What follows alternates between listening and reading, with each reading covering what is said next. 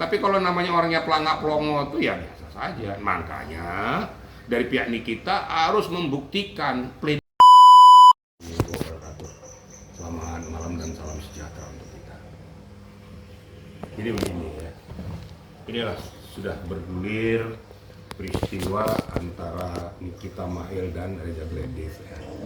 Dan masing-masing kuasa hukumnya sudah memberikan argumentasinya. Saya awali dulu ya, saya dari hulu, kalau bicara dari hulu ke hilir ya. Di dalam persidangan sudah jelas bahwa dimunculkan dakwaan daripada JPU ya, kalau nggak salah 369 ayat 1 ya, junto 55 dan TPPU. Nah, berubah dari pemerasan 368 jadi 369. 369 itu juga itu pemerasan juga tapi halus. Dengan cara seperti apa yang disampaikan, makanya dikatakan ya, barang siapa melakukan perbuatan yang melawan hukum ya, dengan melawan hukum itu ya, dengan berusaha mencemarkan nama baik orang lain atau mempublikasikan, ada iming-imingnya. Supaya ini jangan dipublikasikan, berarti harus ada imbal baliknya. Imbal baliknya apa? Memberikan suatu barang yang dia miliki baik sebagian maupun seluruhnya. Itulah dampaknya berpindahnya uang dari Reza Gledis ke Nikita. Jadi nggak ada yang cuma-cuma. Masa ya, kita berbicara objektif ya, nggak akan mungkin seseorang memberikan uang 4M cuma-cuma, kan sudah berkali-kali saya katakan. Cuma caranya kan berbeda-beda. Itu yang saya dari dulu, dari awal sebelum berubahnya pasal sudah sampaikan, pemerasan itu nggak harus ngegebukin orang dulu, dengan cara halus juga bisa. Takut si Reza Gledis ini dipublikasikan atau dicemarkan nama baiknya. Apa yang dicemarkan nama baiknya? Pasti berhubungan dengan dia punya aktivitas. Apa itu ya? Skincare.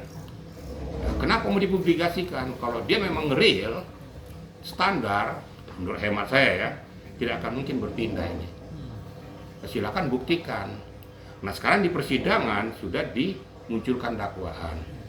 Nah, saya monitor ya, ini namanya, ini kita mengatakan nih, saya dikriminalisasi. Kan begitu kira-kira ya. Nah, saya tidak membela siapa-siapa.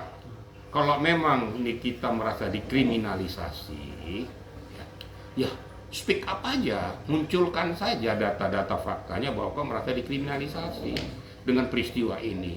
Ya.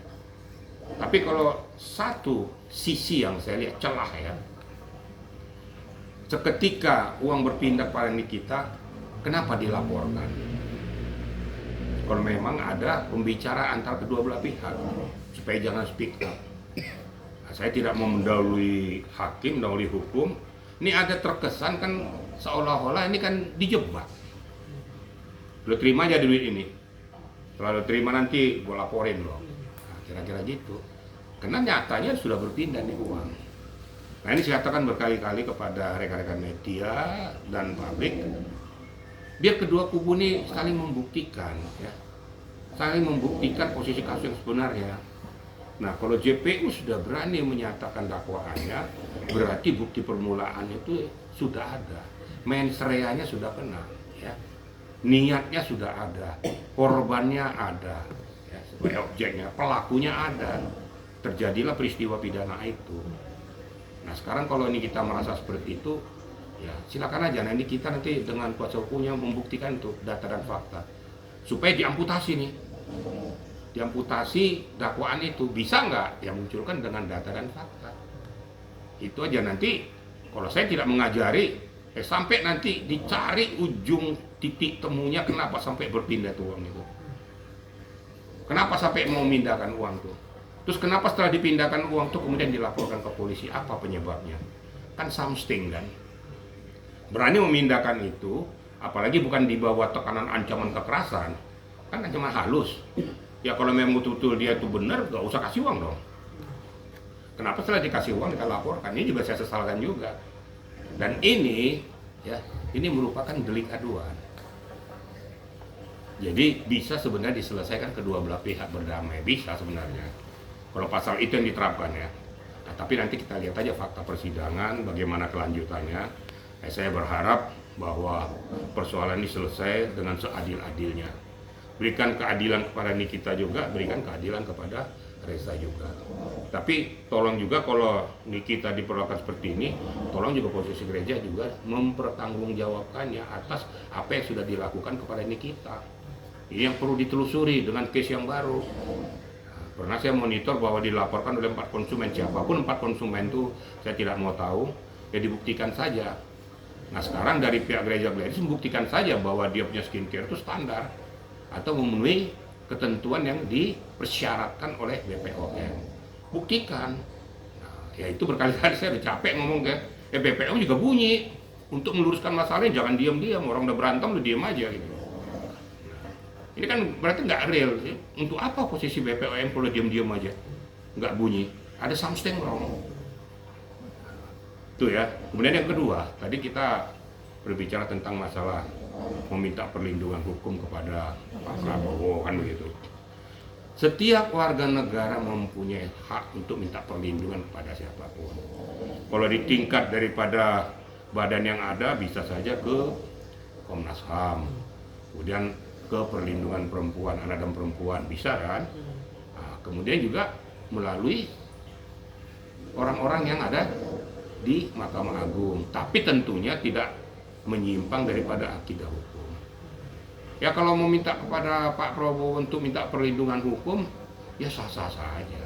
Cuma gitu, Pak Prabowo tidak punya kewenangan untuk masuk mengamputasi atau mengintervensi perjalanan hukum, karena dia adalah eksekutif. Kan berkali-kali saya katakan supaya masyarakat tahu bahwa presiden ini tidak kebal hukum. Yang diklaim presiden kebal hukum, suka-sukanya aja mengintervensi DPR, mengintervensi yudikatif, nggak bisa, itu berdiri sendiri-sendiri. Cuma sebagai orang yang diberikan kepercayaan untuk memerintah di negara kita ini, hanya minta pada manusia-manusia ini, orang-orang yang berkaitan dengan penyelesaian hukum ini, memberikan keadilan yang seadil-adilnya. Supaya masyarakat merasakan keadilan itu, agar jangan berdampak kepada masyarakat yang lain. Mungkin sampai sebatas itu aja kewenangan daripada beliau. Namun masuk ke substansi nggak bisa. Paling Pak Presiden mengatakan bahwa silakan ikuti aturan main hukum yang berlaku. Yang salah katakan salah, benar katakan benar. Kalau minta keadilan, tentunya keadilan hukum, supaya jangan yang tidak bersalah dipersalahkan, jangan yang tidak bersalah disalahkan, atau yang tidak bersalah tidak disalahkan, terbalik-balik. Makanya itu yang keadilan. Paling di situ batas kewenangan beliau memberikan himbauan kepada kedua badan, baik legislatif maupun yudikatif. Itu kira-kira rekan media ya. Pak, tapi emang apa boleh Pak untuk pasal sendiri itu berubah di saat pembacaan dakwah? Terus udah gitu di awal itu kan yang digaungkan itu Pak pasal pemerasan. Iya, 368. Iya. Terus tiba-tiba pada saat sidang perdana malah berubah. Nah, gitu. Jangan salah begini loh ya. Ini makanya kita luruskan. Ini orang hukum. Di dalam perjalanannya ada suatu koordinasi sebelum P21. Ya. Disampaikan kepada pihak penyidik supaya ini dirubah jadi 369. Bisa-bisa saja sebelum itu berserah pada JPU. Dan itu kan tidak perlu harus dipublikasikan. Memang awal pertamanya itu pemerasan 368. Ini juga pemerasan juga 369. Tapi ini delik aduan. Ya. Kalau ancaman kekerasan langsung saya sampaikan itu. Kalau yang saya sampaikan terdahulu itu feeling saya sudah bergerak bahwa itu akan terjadi pemerasan halus itu, yaitu 369 pemerasan halus itu. Kan sebelum dirubah kan sudah ngomong saya dulu kan, bahwa arahnya ke sana. Karena tidak mungkin ngancam dengan saya gebukin kamu atau saya apa kan nggak ada, tapi dengan ancaman secara halus. Nah itu bisa saja berubah, makanya sebelum itu didakwa dia munculkan koordinasi antara penyidik dengan JPU. Nah udah clear supaya ini bisa P21 udah clear. Serah yang penting substansinya tidak jauh dari situ. Nah berubahlah jadi 369 ayat 1 Junto 55 kan ada di situ penyertaan juga kan gitu. Kita kira-kira jadi nggak ada yang tabu di situ kok. Kecuali kalau dari pasal 368 atau berubah jadi 338 pemerasan jadi pembunuhan. Nah itu aneh kan gitu kan. Nah, umpamanya dari 338 dari dalam penelusuran ini saya berikan gambaran juga kepada media ya dan masyarakat. 338 pembunuhan itu. 339 juga pembunuhan juga. Nah, berdasarkan analisis setelah diperiksa saksi-saksi, bukti-bukti, fakta-fakta, ternyata ini bukan 338. Ternyata ini ada pembunuhan berencana. Karena didahului dia sudah menyiapkan alatnya dulu, sebelum jalan untuk membunuh, dia dibawa ancaman dulu. Berarti dia sudah punya niat sebelum membunuh, memang sudah dipersiapkan. Nah, itu kan berdasarkan penelusuran. Sama aja tuh 369 itu. Kira-kira gitu ya, kira-kira media ya, saya luruskan masalahnya itu. Nah, berarti itu perubahan pasal itu kewenangan dari siapa yang bisa? Dari JPU Kan dari juga, penyidik dari dulu. penyidik. Maka saya bilang sebelum diserahkan ke JPU ada koordinasi sebelum P21 diterima, ya.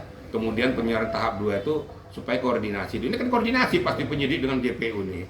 Tapi kan tidak harus seluruhnya harus dipublikasikan. Nah, gitu loh. Nah, terkait pernyataan Niki yang bilang si BAP pertama Reza Gladys itu pelangap longo, BAP kedua pelangap longo juga, Dan sedangkan BAP yang ketiga sudah baru terstruktur. terstruktur. Itu perubahan BAP tidak masalah kan? Nggak berpengaruh bagi. Maksudnya pelangap longo di BAP-nya pelangap longo atau orang yang pelangap Orang longo? yang Orangnya sama Ya, kalau orang jawabannya yang tidak pelangap longo konsisten, kan Pak. bukan dasar hukum. Enggak, jawabannya juga nggak Jawabannya konsisten, nggak Pak, konsisten. dari yang ke satu ke dua. Saat ketiga baru terstruktur. Lah, makanya ada kuasa hukumnya untuk menggait, dan namanya Reza Gladys kan taunya kan bagian suntik menyuntik. Betul nggak? Artinya dalam Nah, dia sudah mau mengarahkan, tapi dalam tata bahasanya dia tidak tahu menyampaikannya dalam bahasa hukum. Ya itulah gunanya kuasa hukum, mengarahkan itu dalam bahasa hukum. Nah, kecuali kalau sudah dituangkan dalam BAP apa yang dikatakan Reza Gladys, kemudian besok berubah lagi bahasanya, berubah lagi BAP-nya, ini berarti pelin-pelan, tidak berubah. Makanya kita lihat kedalamannya apa betul. Kan kedua kuasa hukum kan ada. Lihat aja isi BAP pertama dengan BAP kedua. Ada berubah nggak? Berubahnya karena apa? Bisa saja berubah BAP itu karena ada penambahan data, fakta, dan bukti. Tapi kalau hanya berdasarkan pelangap longo, ya kan dia kan bukan sarjana hukum. Dia kan juru suntik. Jadi bahasanya bisa aja. Maksudnya itu mau pergi ke pasar tapi belepetan. Mau kemana dia pergi ke pasarnya? Nah, diarahkanlah sama kuasa hukum. Itu kira-kira ya. Mungkin maksudnya Niki, iya yang tadi abang bilang, mungkin maksudnya itu si RG itu pelin-pelan, tapi dia ngomong pelangap longo. Intinya membuat dia kayak nggak merasa adil lah bagi dia. Kok dari BAP pertama kedua kok BAP ketiga bisa terstruktur malah